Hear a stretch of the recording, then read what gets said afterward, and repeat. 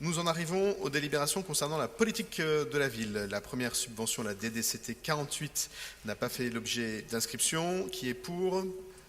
Unanimité. La DDCT 58, soutien au réseau de familles monoparentales dans les quartiers populaires. Qui est pour? Unanimité. La DDCT 68, soutenir et sécuriser les associations des quartiers populaires dans le cadre de conventions pluriannuelles d'objectifs. Qui est pour? Qui est contre? Qui s'abstient? Elle est adoptée. On en vient à la DDCT 70 qui concerne l'appel à projet parcours linguistique à visée professionnelle. Qui est pour? Qui est contre? Qui s'abstient? Unanimité. La DDCT 72 concerne le subventionnement, des subventions de fonctionnement à 257 associations pour le financement de 392 projets dans les QVP. C'est la deuxième enveloppe de la politique de la ville. Qui est pour? Contre, abstention, elle est adoptée. Et j'en viens à une subvention de 100 000 € à 8 associations pour leurs actions visant à favoriser la participation des habitants dans le cadre de l'édition 2023 du budget participatif. La parole est à Rudolf Granier. Merci Monsieur le maire. Alors, je ne suis pas administrateur de la salle Saint-Bruno, par contre Eric se déporte sur... puisque depuis ce soir. Oui, depuis ce soir d'ailleurs, puisque la salle Saint-Bruno est évoquée dans cette délibération. Et nous avons une proposition d'intervention qui vise, pour cette association, à informer sur le budget participatif pour accompagner l'émergence et la recevabilité de projets issus des quartiers populaires et de soutenir les habitants. Donc en fait, on subventionne une association pour aider à toucher des subventions.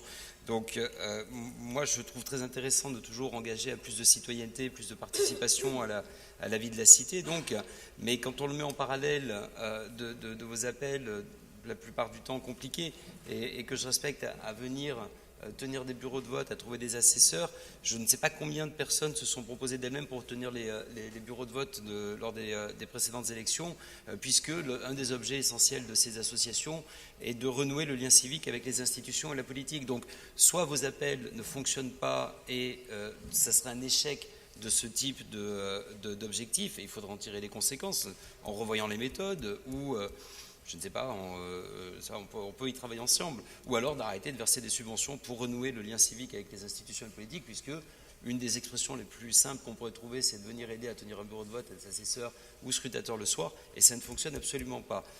Je vous remercie. Merci. Maya Kari. Et en lien avec le vœu qu'on analysera tout à l'heure. D'accord, merci Monsieur le maire. Monsieur Granier n'a pas complètement tort. C'est-à-dire que dans les quartiers populaires, nos dispositifs de droit commun ne fonctionnent pas comme on le souhaiterait, et c'est pour ça que la politique de la ville existe. C'est-à-dire que le jour où toutes les politiques de droit commun, qu'elles soient d'État ou des collectivités locales, fonctionneront normalement et sauront mettre en place des communications et des stratégies adaptées aux quartiers populaires, la politique de la ville n'existerait pas et ce serait une bonne nouvelle.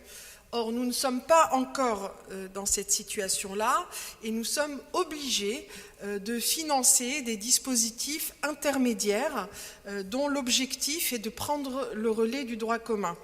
La salle Saint-Bruno est une association qui a une ingénierie et un savoir-faire exceptionnel qu'il y a nulle part ailleurs en France. Voilà, je suis chauvine, mais je crois que c'est la réalité. Et nous faisons appel à ce savoir-faire pour pouvoir faire une politique d'aller vers qui, il est vrai, nous ne savons pas encore faire complètement dans toutes nos directions. Et j'espère que dans 10 ans, 20 ans, ou 30 ans, ou 50 ans, toutes les directions de la ville, de l'État, de la région, de l'Europe, sauront faire aussi bien que la salle Saint-Bruno pour toucher les habitants et arriver à les embarquer sur des dispositifs de droit commun comme le budget participatif. Ceci dit, le budget participatif, on peut dire, a presque commencé dans les quartiers populaires. C'est vraiment une expérience qui avait été menée, dans plein de pays et tout, mais nous, en France, on avait commencé à faire des budgets participatifs dans les quartiers et ça marchait pas mal, voilà, et ça a été élargi à tout Paris, voilà. Mais on a besoin de savoir-faire pour aider les habitants à monter leurs projets. Merci, Monsieur le maire.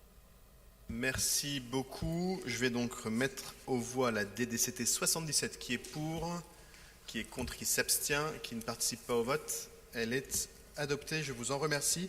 Et je laisse tout de suite la parole à Sylvie Poulido concernant la délibération DDCT 78. C'est moi.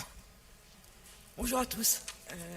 En fait, c'est juste pour souligner que sur ce projet, vous savez qu'il y a un contrat qui a été signé à partir de mai 2018 sur Paris bien dans son assiette, où on a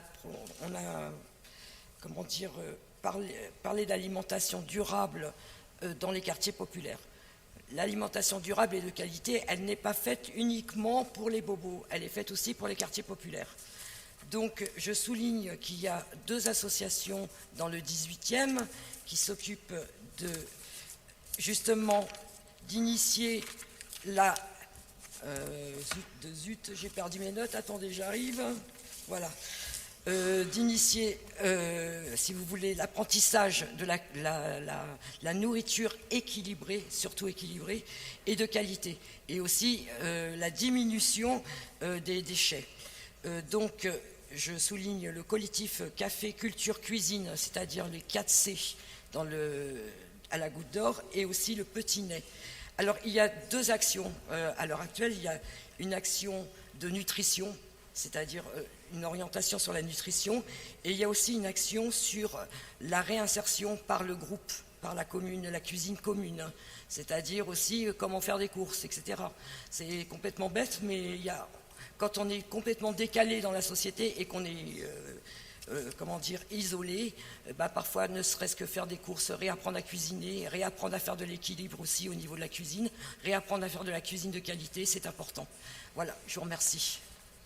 Merci beaucoup Sylvie, et j'ajoute une dimension dans l'action de ce qu'on appelait à l'époque le collectif 4C, qui est la mise à disposition de cuisine pour les familles qui sont à l'hôtel, qui ne disposent pas d'outils pour cuisiner. Donc c'est une des premières, je crois, sous le contrôle de Pierre-Yvain Arnaud et Maya Kari, un des premiers lieux qui permet aux familles qui sont hébergées à l'hôtel d'avoir accès à une cuisine et donc à pouvoir cuisiner, notamment pour les enfants. Maya Kari. Alors, merci Sylvie de prendre la parole et de t'exprimer sur cette délibération importante, parce que c'est un sujet d'avenir, hein, c'est un sujet essentiel. Et alors, tu évoquais 2 associations.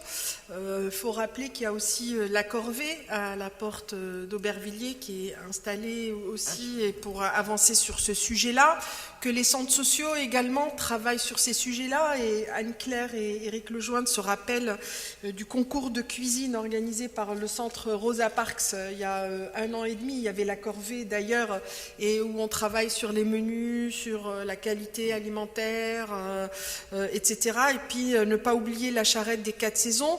Et nous avons aussi le Petit Nez à une cuisine mobile. Également, ils travaillent sur la récupération des déchets, sur les recettes, sur bien manger des légumes, des fruits. Mais en tout cas, le travail est bien engagé dans le 18e, même si on a encore une grande marge de progrès. Voilà, mais on peut dire que quasi tous nos quartiers sont concernés par ce sujet-là, que nous avons des acteurs bien implantés dans tous nos quartiers, et j'espère qu'on va continuer à avancer. Merci beaucoup à toutes les deux. Je vais donc mettre aux voix la délibération DDCT 78, qui est pour, qui est contre, qui s'abstient. Elle est adoptée. Puisque nous sommes revenus dans le sujet de l'alimentation, j'en profite pour répondre à la question qui nous était posée sur la délibération, sur ces mêmes questions il y a quelques instants.